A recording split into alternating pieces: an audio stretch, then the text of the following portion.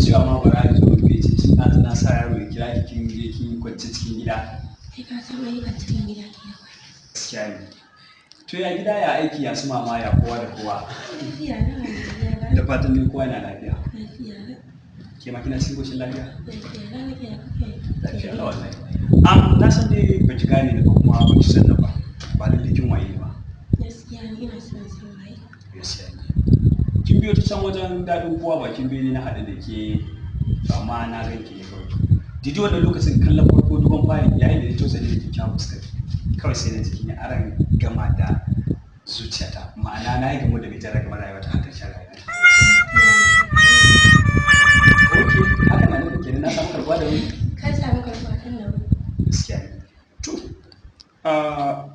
na yi karatu wurare daban-daban saboda ni gaskiya ba na kasan mai karatu ba don da ganin yanayi na ake makin sama irin mutanen nan bane ba waɗanda za ki gansu kamar abu na.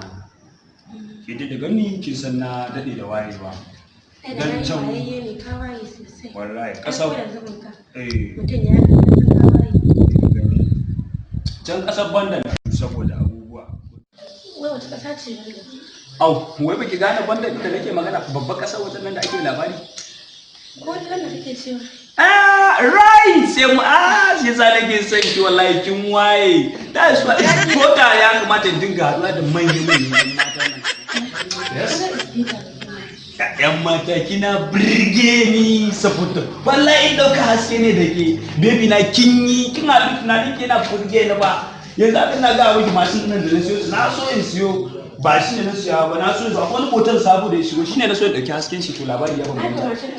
Wallahi ina gaya miki baby na amma fa akwai kafin kin san daɗin mu wani ke yin kama fesa